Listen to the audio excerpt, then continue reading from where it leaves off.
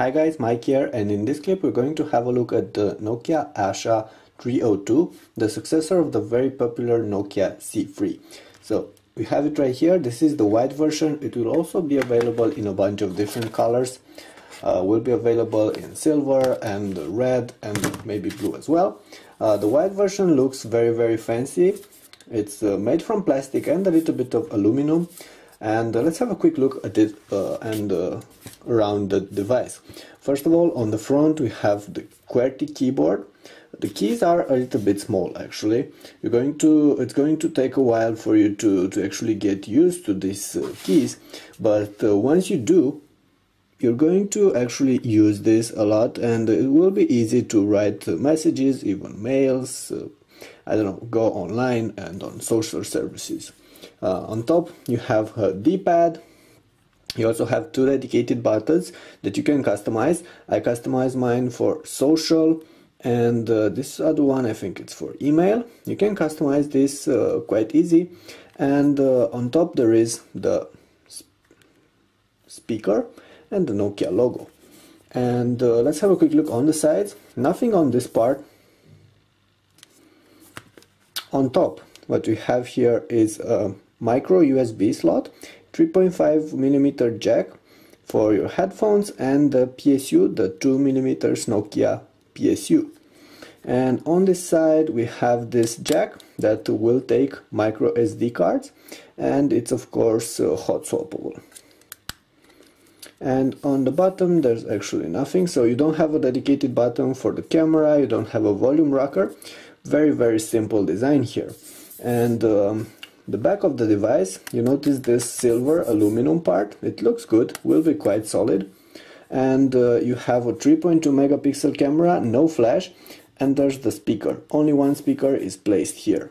Now opening the device, it's quite easy to access the interior, and this is the battery. It's quite a big battery, and the SIM is placed beneath this. It works with a regular size SIM. Now let's go ahead and have a quick look at the software. But first let's talk about the screen a bit.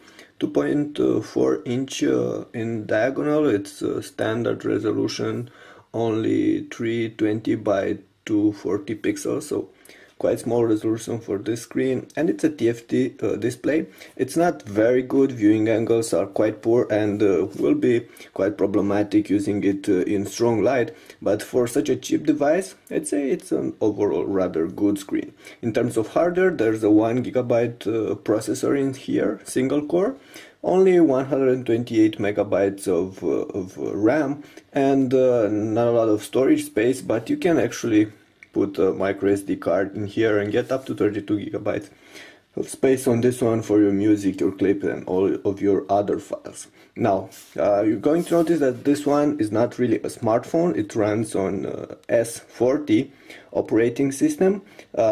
Pretty standard home screen here. You can customize it. You have a bunch of options here. You can go ahead and customize this home screen. You can switch between all these bars. You can put different things, for instance, I don't know, something else instead of calendar, and you can put your social applications over here, and you also have a quick launch bar here, which you can also customize.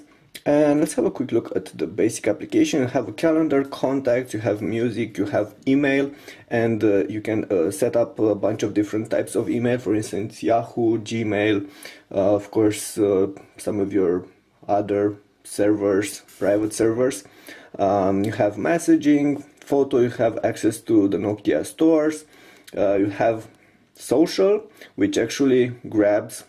Unfortunately it's not really working on my device, but this one integrates with Facebook and Twitter, and it's decently alright. You have a bunch of games, but the games are quite poor, I'd say.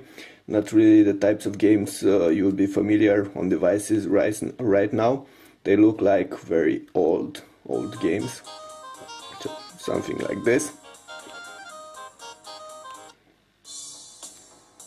But they could be alright if you're just looking to spend some time playing a game. Alright, let's go back. Of course there's no multitasking, no real multitasking for this device, because it's just an entry-level phone. And let me go ahead and also show you the internet. And it's Nokia's own browser. Of course, you can install Opera, for instance. I'd say it's better. And let's go ahead and open our Romanian website. Will take a bit of time to load. Although right now we're on wireless, but this one also has 3G, so it's quite fast, up to 14.4 megabits per second 3G. And this is how the website is going to look. This is the mobile version of our Romanian site. And I'd say the browser is alright. Of course, it doesn't actually support Flash. If you're going to go to YouTube, for instance, let's go ahead and go to YouTube and see how you can actually see those clips on YouTube. They will this one will preload the clips. Okay, let's try the first one. For instance, this one, I don't really know what it is. Device will preload this in its media player application, and it will load it, and then it should work. They look like our leftovers. Should work like this. And you have the speaker here, and there are a little bit of interference. You can see there are some vibrations. So not really the best speaker, but you can use the headphones. There is a jack for the headphones on top. And of course, besides YouTube, let's go out. Besides YouTube, you can also play other kinds of content. Will work with standard definition clips, DivX, XVids, stuff like this, but it won't work with MKVs or any other kinds of HD clips. And one more thing I wanted to show you, it's the camera. Let's go ahead and see where the camera is. Should be here in this quick launch bar. Okay, this is the camera. It's only a standard focus camera, so it's not really the best camera out there. Can shoot clips, but only standard definition clips, VGA up to 15 frames per second, so the image will be quite choppy. And the camera we have here on the back, it's a 3.2 megapixel camera with no flash. So as long as the lighting is okay, the camera would be decent, but it's a fixed focus camera, so don't expect that much out of it. And just taking a picture here. Okay, and this is the standard interface. You have a bunch of options here, pretty standard, actually very standard for the S40 screens. If you're familiar with this, it will be alright. So those were pretty much all the things I wanted to show you about this device. One more thing, it will be quite good for taking calls, making calls. For that, this device actually works good, and you will be able to keep this, use this continuously fire for at least 2 days before it runs out of battery life. And if you're going to use it lightly, it will last you like 3 or 4, maybe even more days, because it has like almost a 1500 milliamps battery, and the hardware is not really that needy. Of course, in terms of prices, this is going to be very cheap.